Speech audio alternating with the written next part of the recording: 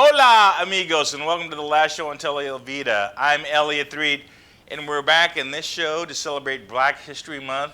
We're going to talk about one of my heroes, one of everybody's heroes, Arthur Ashe. Actually, he was very special to me. He was very special in tennis. He's the reason I got into tennis. I recently got back into tennis again because of a suggestion of a friend of mine, and there's something about playing tennis. I know you pickleball people are out there, but there's something about opening up a can of tennis balls, hearing everybody playing as you crack open the door in the morning, and a lot of that started me from Arthur Ashe. And as a matter of fact, I've still got my Arthur Ashe tennis record. So you want to know who Arthur Ashe was? Watch this clip. Growing up, I was refused permission to enter the Richmond City tournament. But the only reason I could not play was because I was black. You grow up black in the American South, you have no control. Your life is proscribed. When do I get to decide what I want to do? They wouldn't recognize him as a great player in his own hometown. Beware the fury of a patient man.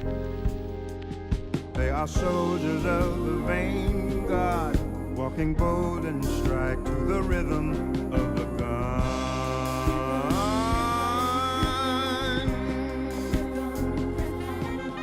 I love Wimbledon. Such a formidable 7 days if you're going to go all the way through it. And the only way to overcome the fear is to get out there, play, see what happens. Something I've been preparing for all my life. I think he'll probably have his hands full. 8 times he's tried at Wimbledon. Man of vision, man of character.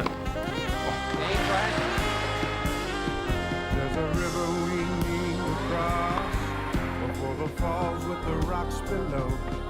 I have learned my lesson the hard way.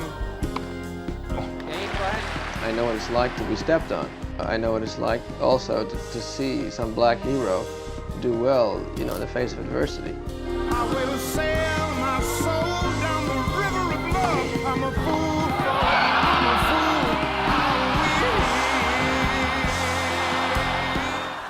fool. That fist that Arthur Ashe held up when he beat Jimmy Connors July 5th, 1975 meant so much to all of us.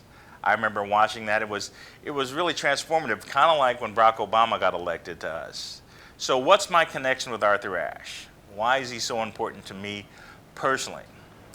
Arthur Ashe grew up in Richmond, Virginia, and he went to Maggie Walker High School, where my uncle was the football coach and his history teacher.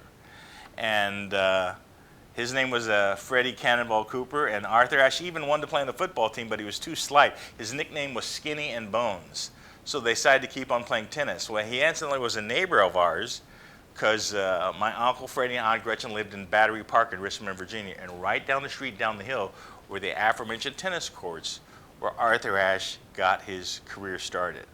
So he went down there and played every day. His father helped coach him and everything like that. And actually, my uncle was also a coach of somebody who's very famous in Kansas City. Willie Lanier, Hall of Fame Kansas City Chiefs player, was also one of his players and students, and he still is a friend to this day. But anyway, Arthur Ashe, he was the one. So he was playing there. So if Arthur Ashe could play tennis, we could play tennis.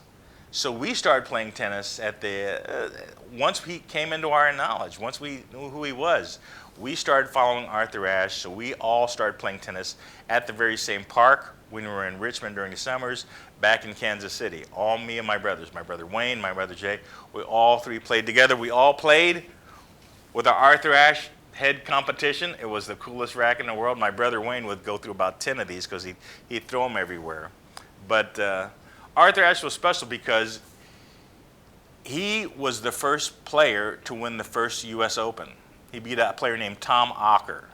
And he also had done this right after he finished the military. So he was Lieutenant Arthur Ashe when he beat him. And he was also a family friend, which is kind of neat. And I remember we'd ask him, what do you do with all the winnings? And I said, what do you do with all the trophies? And he says, I give the trophies to my mom, I keep the checks. We always thought it was very funny. I give the trophies to my mom, I keep the checks. So he was a very important player. The Arthur Ashe U.S. Open Stadium is named after this man, but he was a great guy. But also he stood up for things. He stood up. There used to be tournaments in South Africa. He said he was one of the star players at the time. Hey, I'm not playing in it. And he had a relationship with Mandela, and a lot of him started that just to kind of get that apartheid thing right. So I want to show you another clip about Arthur Ashe and what he meant as an interview and how he helped coach players. We're going to watch this. We're going to be back after we hear more about Arthur Ashe. When you start off like this. Watch.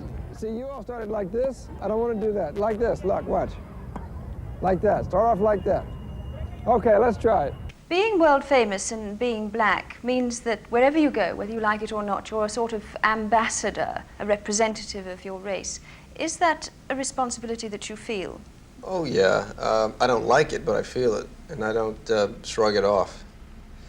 Mainly because there does still persist in the world myths about athletes in general, that they are all brawn and no brains, and specifically black athletes, that they have even less brain and more brawn, because we tend to do disproportionately well in athletics, running, jumping, whatever, boxing. And I like to fight the myth. As you can see, he was an amazing guy. He liked the clip. I like to fight the myth. And he did fight the myth. And amazing player, but he had to stop playing because I think at the age of 35 or 36, he had a heart attack. Heart disease had run in his family, so at the peak of his game, he had a heart attack and had to stop playing. And how we lost Arthur Ashe is that through one of his surgeries, he got a transfusion of some age-tainted blood. And that's what finally sent Arthur Ashe to heaven. But he was an unbelievable man, and a lot of people don't know about him still because he died in 1991 or 92, 93 actually. Let me get to the, yeah, I've actually got his funeral program actually. So he died in 1993. Our family went to that funeral there. But he was ours. He was from Richmond, Virginia, and he was special to everybody. And the reason I'm playing tennis now, the reason a lot of people playing, you look at people like Serena Williams and Venus Williams and Yannick Noah and a lot of the other players, but not just the black players, players in general. Even Mike Tyson has a tattoo of Arthur Ashe on his arm. So that's how special he was. It was very sad when he passed away, and one of my other favorite players did a tribute of him when they opened up the Arthur Ashe Stadium in New York, John McEnroe. So I'd like to leave this show and our Black History tribute to Arthur Ashe, very special to us, with this tribute from John McEnroe. So adios, amigos. Welcome to the last show. Let's take it out with John McEnroe's tribute to the late, great Arthur Ashe.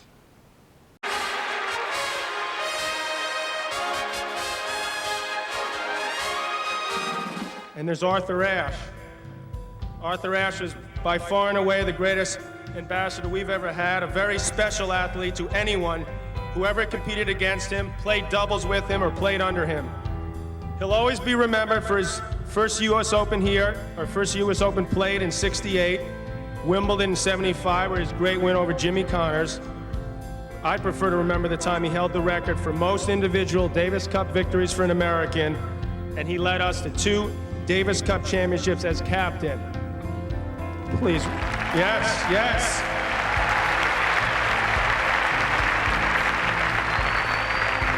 Yeah, I think that was my greatest privilege in knowing Arthur, to know him as a teammate. He was as passionate about his winning as they come. He didn't show it the way some of us may have shown it. We may not have always seen eye to eye, but we always set our sights on the same thing, a championship that brought us pride as a national team. Looking back now, no matter how you encountered Arthur, he demanded and commanded respect. Maybe that's because he was simply someone who let his racket do the talking on the court and whose actions off the court spoke volumes about what a fully realized human being he could be. Later in this ceremony, this court will be filled with many of his fellow champions, and though Arthur may not be standing here among us, we'll take satisfaction in the fact that at this stadium, at this occasion, time was taken to honor a man who embodied the best that tennis and sports in general can provide.